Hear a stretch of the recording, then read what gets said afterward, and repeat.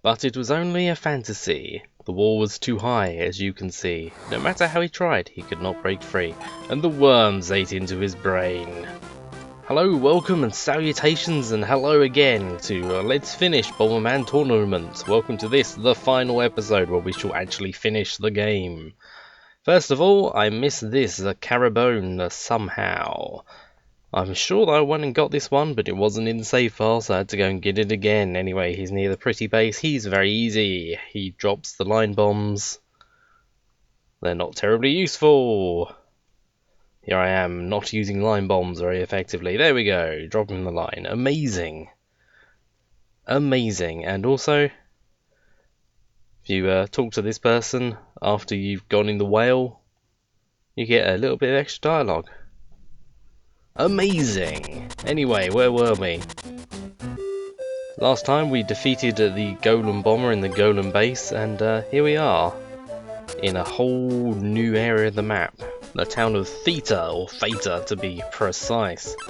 We gotta find 4 holes to put our special medals in so we can ascend to the Castle Fantasy, which lives in the sky and is full of bad things right now, because the Queen got kicked out by a dastardly bomber named Brain Bomber. This is the last thing we need to fix, and Max is up there, our cybernetic Darth Vader lookalike friend who we are here to save. Theta, in fact, rests in the forest above where we started the game. We have very much come a full circle. Off screen, I ground up some money because I want to buy this hammer.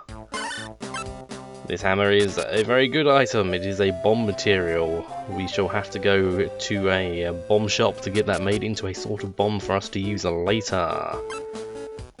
This guy tends to go to T Forest, which I believe probably is short for Theta Forest or Theta Forest. And this is our Theta to fight that man in that forest with our Pokemons. There's an even better reason there to visit the forest. For beyond the forest lies the access point to Fantasy, where the holes are. Where we must place our medals so we can ascend. Let's ascend in a different manner to a different place. This place precisely, because this tent has a bomb merchant inside it. Let's get that hammer turned into a sort of bomb by methods that are beyond our comprehension. Bomb plus hammer, of course, equals power bomb, as any mathematician will tell you, and has just told you. That's right, I'm a mathematician.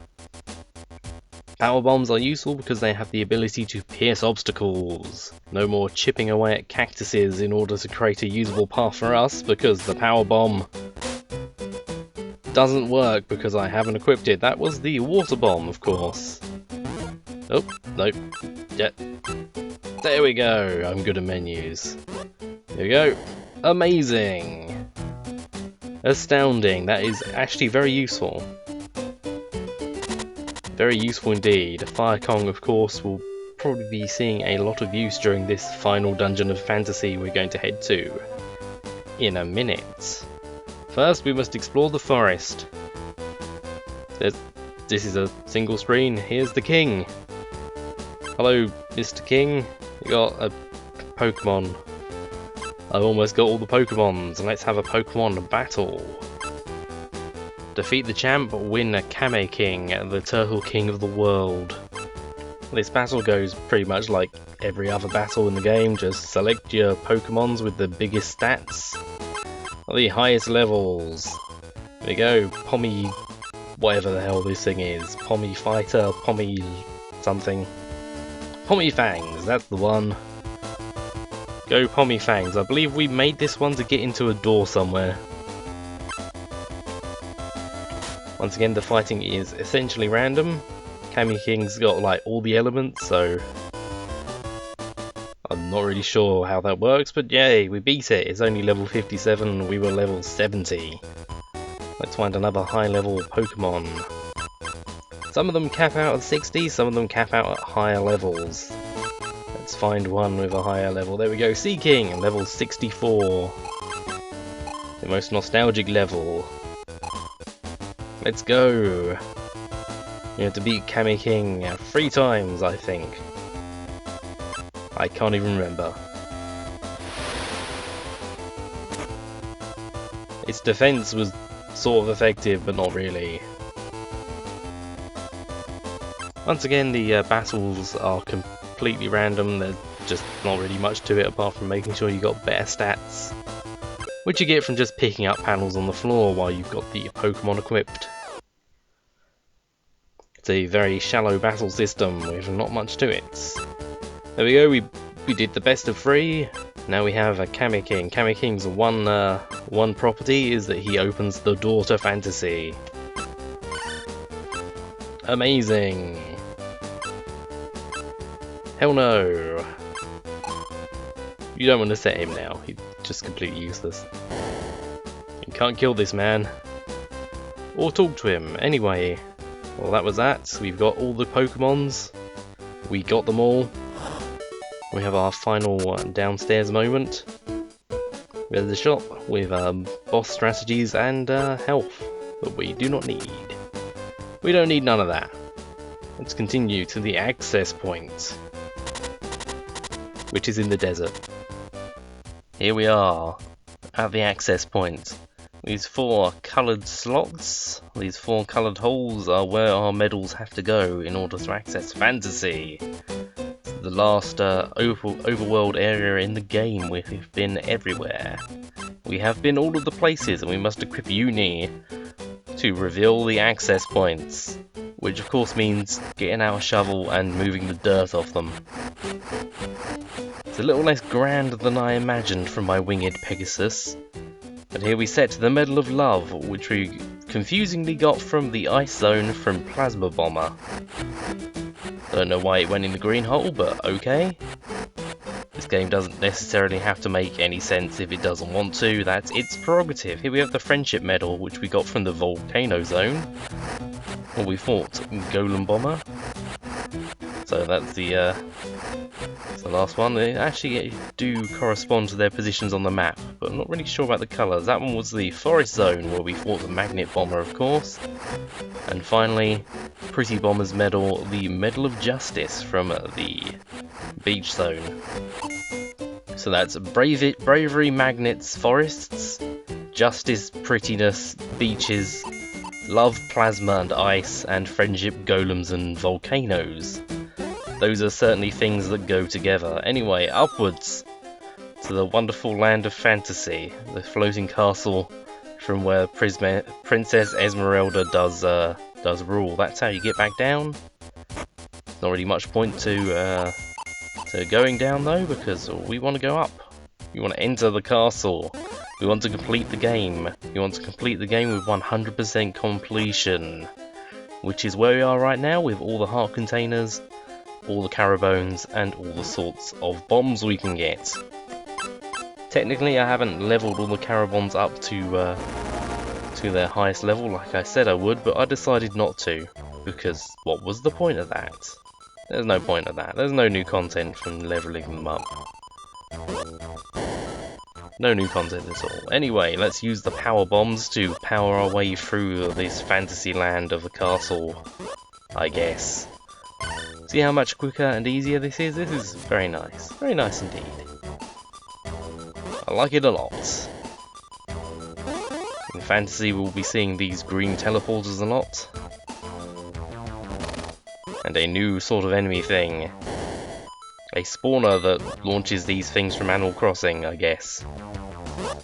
They've probably got some sort of Japanese name. Aha, he thought he had dodged it, but he had not. He landed on another bit of explosion. Here we have these deadly spinning blades. A terrifying enemy, to be sure. They move back and forth and cause damage upon touching them. They detonate bombs and they hurt you. So, don't touch them. They can't be killed. Here we have a pointless puzzle. You see that little blue block up there? The one that looks like you can push it? Yeah, that opens the door onwards. This red block here, which I could have done in a much more clever fashion, in fact, only opens the way back. At this point I gave up on that little timing puzzle there. Probably would have been easier to just try and throw the bombs, but here we are. More conveyors. Secrets. There are still power-ups to find in the game. There's a couple of power-ups, I believe, in this dungeon. So technically we're not at 100% yet, because we can still improve our stuff.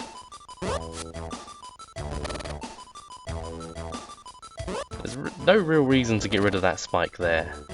It's that switch that does it, but you can just throw a bomb over it, so... I feel like a lot of the design in this game didn't really account for the fact you can throw bombs wherever you like. Or even the fact that you can just bounce bombs off each other. If you could only throw bombs a set distance and they didn't bounce off each other, then it would make a lot more sense if you ask me. But nobody asked me, and why would they? Why would they? Anyway, the main function of the spinning disc is to make us stand around and wait and waste our time. BomberMan's in a hurry, he's got things to do. We gotta liberate this planet from the 7 dastardly bomb men. Or whatever they're called.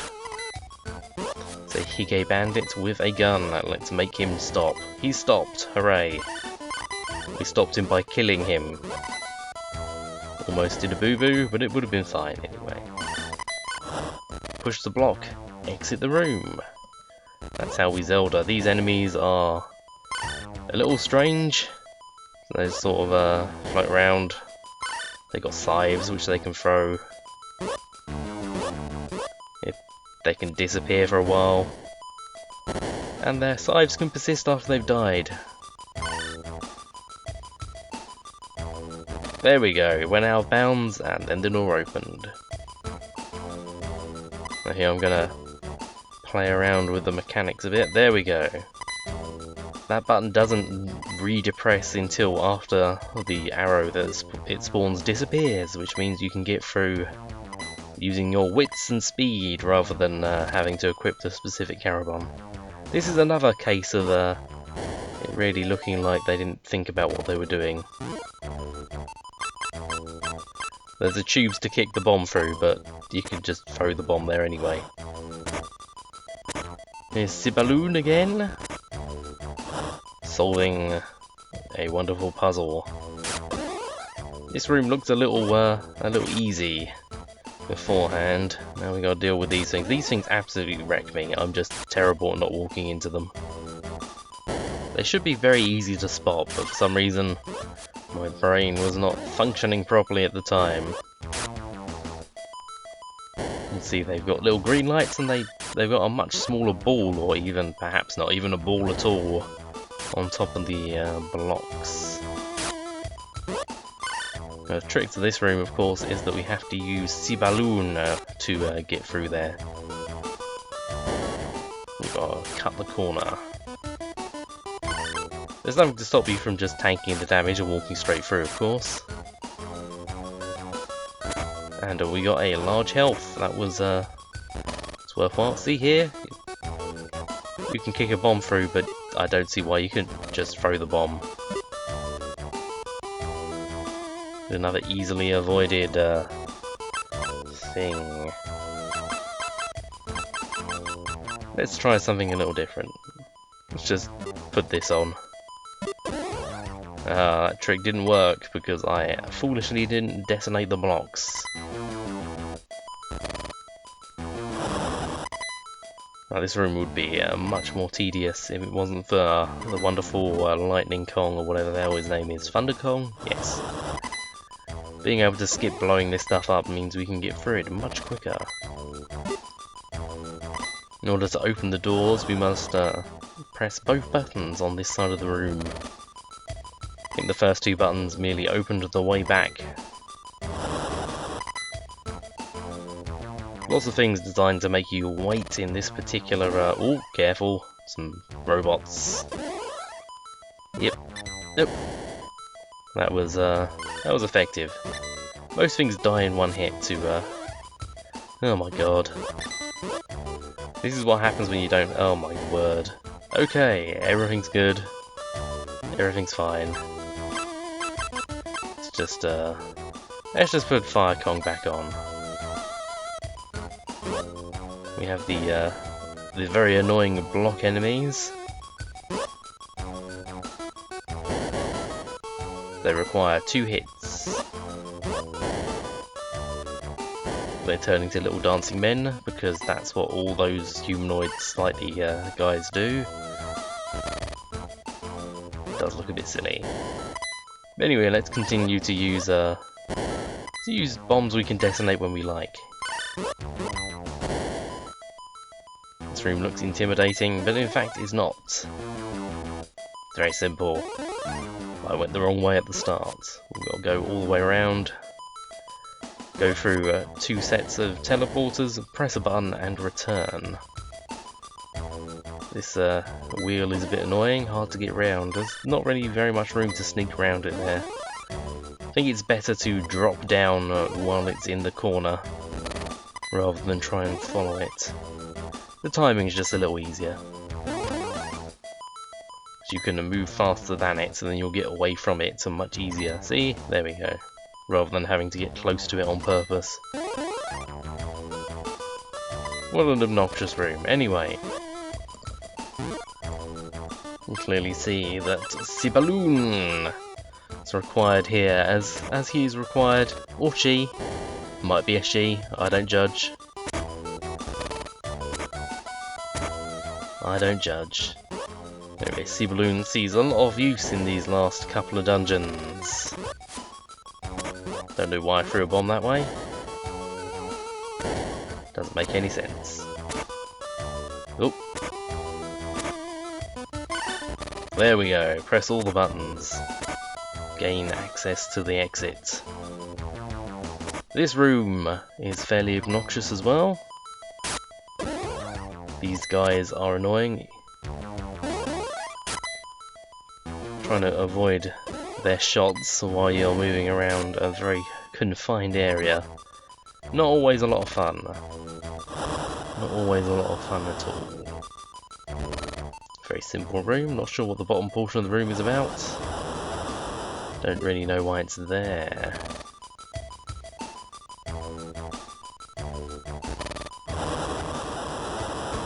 The fire up, one of our final 2 power-ups. We've got all the improvements to BomberMan we can in the way of armor and such. We still are missing a couple of panel ups. Those classic BomberMan power-ups. This game pretty much does have all of the classic BomberMan power-ups in it. The bomb up and the fire up appearing, of course, in their classic incarnation as panels you pick up to just get a straight upgrade. Of course, here we have the remote bomb power up. Nope. I think line bombs is something that only really came about with like the 3D BomberMan single players for doing bomb jumps and that sort of thing. Could be wrong though. Could be very wrong. Could be entirely wrong. The shoes, of course, are actual physical shoes in this game rather than just a panel with shoes on it. The gold shoes, for example. These guys are the worst. The enemy that can choose to instantly make itself invincible. That's an annoying enemy. They seem to react to the presence of bombs as well. We really don't want that thing to exist for too long because it's just going to start spewing enemies everywhere.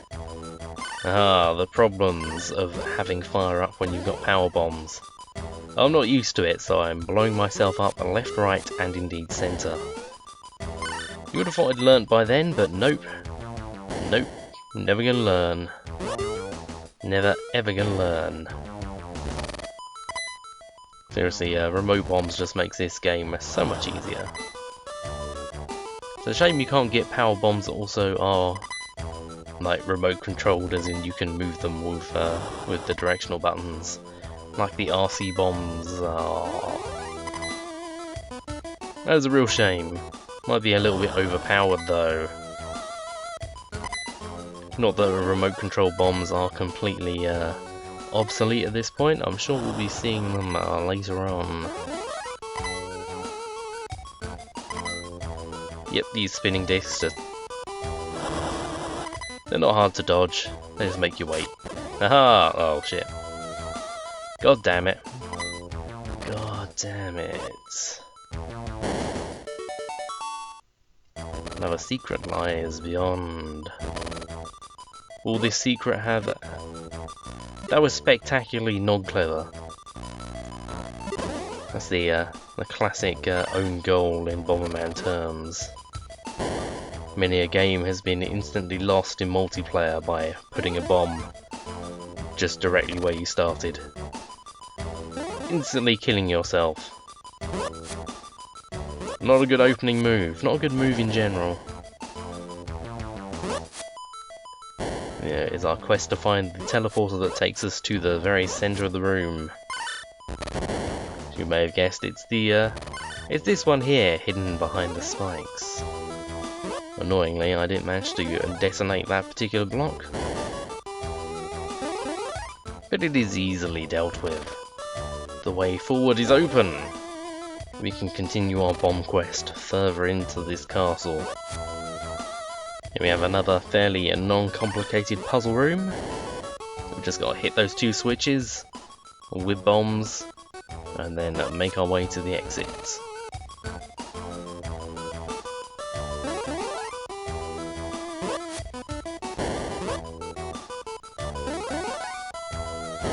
At least the teleporters are useful for avoiding my own explosions. I don't have a lot of life left at the moment. Let's do this one as intended. The bomb up! Hurrah! Now we can drop, I think, 5 bombs? Yes, 5 bombs at once. Amazing! We can carpet bomb the whole area with lots of tasty explosions. Not there's really much point to doing that though. We have the classic switch puzzle. Got to touch all the switches. This one at the end is a trap, of course. Aha! Can't get me. Here we have a new annoying enemy. This weird rolling rock thing will come at us. These caterpillars are fairly annoying as well. They will intentionally group up upon us. So it's a shame the bombs don't go through the teleporters. I'm sure that was a thing in multiplayer BomberMan.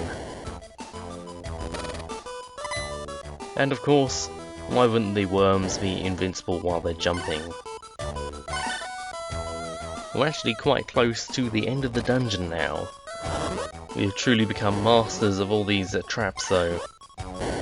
We know how to deal with every single situation the game will throw at us from this point forward. We are well practiced and versed in BomberMan. No trap shall ever harm us again. Looking at this now, I should have put the bomb at the bottom there.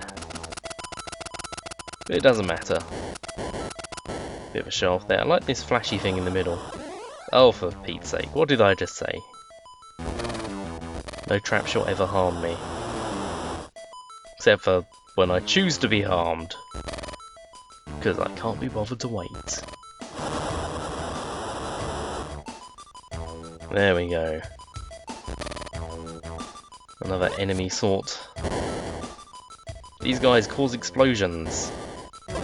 They're very aggravating, but they do kill each other. Which is a bit weird. They're invincible when they're exploding, of course. I think it's time we actually chugged a potion. There we go. Don't know why I stood there so long. Really that much I could have done though. These guys have quite a range. They also take a couple of hits. And their explosions, of course, detonate your explosions. There we go, we have a split way here. We haven't actually found the map yet. Bizarrely, there's the boss room. Might as well finish the floor before we go in there. Yeah, these rock guys like to eat your bombs.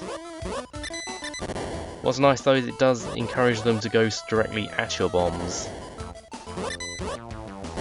And they're fairly easy to trick. Come on, eat some tasty bombs, they're just there for you. Perfect.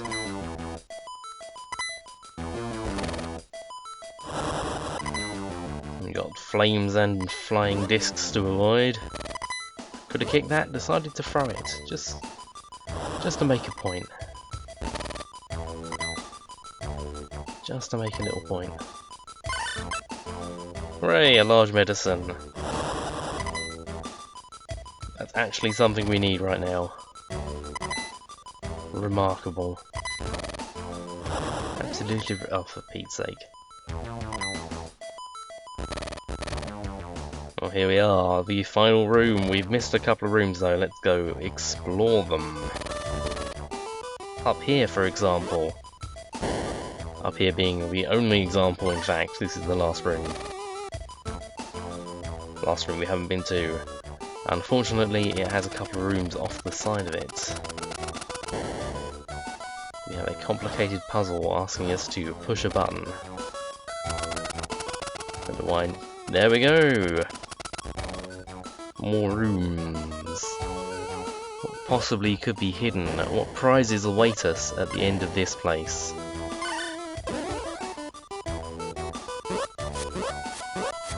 The yellow switches, of course, need to be held down in order to open doors. It's not too much of a trouble though.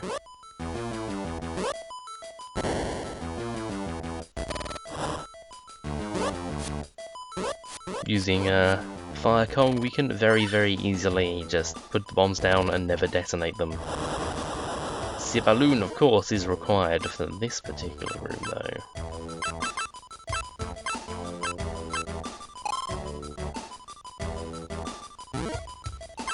Helps if you equip the correct camera bone. Gotta press all the switches to get to our prize. It's a small medicine. This is one thing I think is a major failing of the game. The fact that it hides completely useless items so far out of your way. I mean, this whole branch here. There's no real actual point to this branch. We found the boss. We've got all the power-ups in the dungeon. And what do we have to show for it? Ah, a puzzle that actually requires throwing a bomb. How unusual. No, don't be fooled by going that way. We want to go down this way. One more treasure chest. We've already found like a couple of small potions. We found a couple of power-ups. What possible thing could be at the end of this path? It's the purple crystal, the map revealer.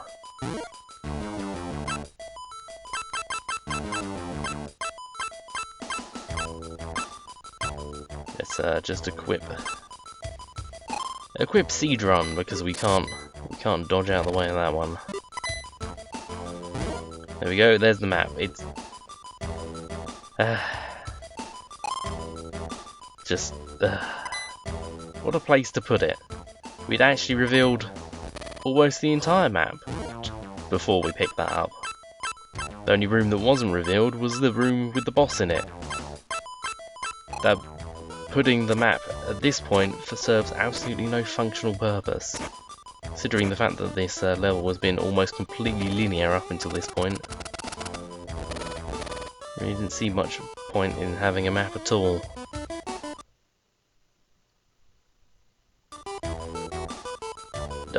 Nothing doing, not doing a save state or anything. Nope. Yep. Yep, that's fine. Of course, to enter the final door, we need Kame King. And here we are, the final boss. Where it's revealed that the terrifying brain bomber has been putting our Darth Vader-alike friend to work building a giant robot. For some reason. Our friend seems intent on challenging us to an actual game of Bomberman. I could have had him there. I actually really like this. After all of this, all the gimmicks, it just comes down to putting bombs down. Gotta trick 'em, haha! And for this, I'm not actually using remote bombs. This is mano a mano. Bomberman versus inexplicable cybernetic Darth Vader Bomberman. You'll get yours, Max. You'll get yours. I think this probably uses exactly the same AI as the computer players do. Haha! In the multiplayer mode. Fooled you! Man, he's just getting schooled now. As am I. But there it is. Bomberman has killed Bomberman Max. Oh no, wait, he's not dead. We have merely wrested his brain from Brain Bomber's control with our specific variety of explosive deprogramming. Here we have the final boss, Brain Bomber, the true final boss. Max is useless to him now. I've basically got a giant robot, he's missing a foot, but, you know, we don't even need a foot. Let's equip some stuff. Let's deal with Brain Bomber. He's got jelly bombs. Dangerous, dangerous jelly bombs. You can also drop these targeting cursors, which of course can be blocked by bombs for some reason. I may not have been using Fire Kong for the fight against Max, but I definitely want to use him here. Max will sort of wander around and help us a bit. He really doesn't seem to like dropping bombs too much. I presume that during testing of this game they realised that having him dropping bombs everywhere would have been a terrible idea because it would probably hit you a lot. I really like the jelly bombs, mainly because in multiplayer, if you drop two of them together and then kick them into each other, you made a giant bomb that would explode in a square shape. In some versions of Bomberman at least. I'm not 100% sure if you can kill Max here. He does take damage. These lightning shots are certainly something. Bombs are your best defense. Not only can you block the cursors from moving inexplicably, you can reflect the lightning away from yourself. Took damage there, but you know, I also hit him, so I think that was a net win. Net win for Team Bomberman. It's actually getting a little bit dicey. We could die.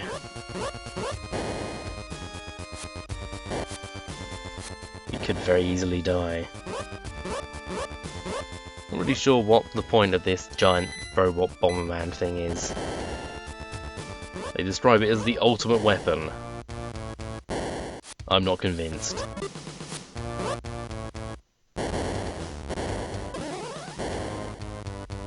I'm not convinced at all. I mean, what is even going on there? It's got like a crescent thing on it. Oh, we won! Hooray! Brain Bomber has been bested. We did indeed wipe them out. You're welcome, pal. Let's go home. We've rescued Shadow the Hedgehog from the clutches of his brain-wiped misery. The ultimate weapon, of course, explodes. Thumbs up! I'm sure Bomberman is trying to do a thumbs up there, but he doesn't actually have thumbs. Fantasy inexplicably returns to normal. Turns out that's not what it's supposed to look like, I guess. The outside looked pretty castly. And now we receive medals. Good job. You two. You saved our planet. Well, Bomberman saved the planet. Max endangered the planet by building a giant robot, I guess. He was brainwashed at the time, though. And oh, could it be? Could it be that Max the Cybernetic Bomberman is in fact the very same Samurai Max who fought the dastardly bombers in a previous attempt to take over the planet? Could it be? Well, we don't know because Max isn't going to tell us. He's a robot now, he doesn't care. Away we go! Whoosh! And that's it. That's the end of the game.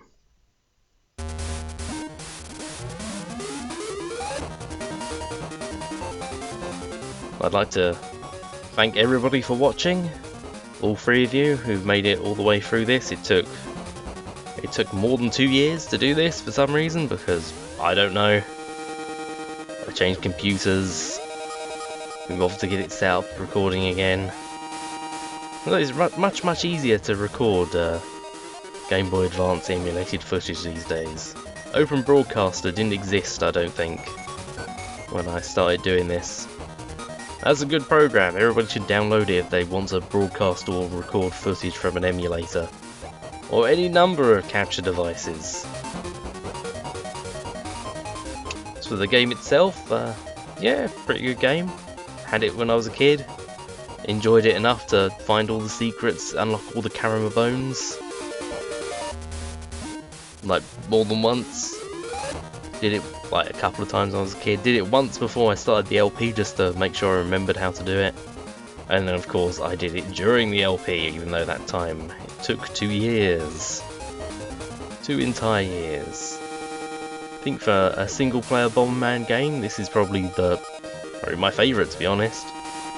It's a little short, it's a little easy, but the main draw, of course, was the multiplayer, which I'm not showing off because why would I? It's just Bomberman. You can play Bomberman on any number of consoles. Stride between 2 suns for some reason. Amazing. Whoosh. Zoom. To be honest, I haven't actually played every single player Bomberman campaign ever made. I never had the classic SNES game with their more arcadey story modes, which I believe the Dastardly bombers might have appeared in one of them, or at least a similar range of Dastardly bombers. I played Bomberman Generation and Bomberman 64, although I got absolutely nowhere in Bomberman 64 because, my god, was that an obtuse game. That was just the most obtuse game ever. What were they thinking? I suppose it was their first attempt. But I really think the format of this game, i.e. a Zelda clone, works really well for Bomberman. The idea that the upgrade tiles are something you unlock during the entire passage of the game, sort of a Metroidvania sort of thing. I think there's a lot of mileage in that. They could probably make, you know, if they ever made Bomberman games again, which is looking unlikely at this point, but you know, if they ever had another crack at this sort of thing, I think you could make a really fun sort of Metroidvania sort of game. Have the areas that can only be unlocked by upgrading your bombs enough and that sort of thing. You know, towards the end of the game, just have you dropping a million bombs and having them really powerful, and you know, I just think it could be a lot of fun. So I said this game's short and easy, but it was fun. Didn't outstay its welcome, unless you were waiting like 2 years for the 7th update. Whoops. Sorry about that. Anyway, I hope you'll join me next time for, well, I don't play a game without Bomberman ever again. Thanks for watching. The end.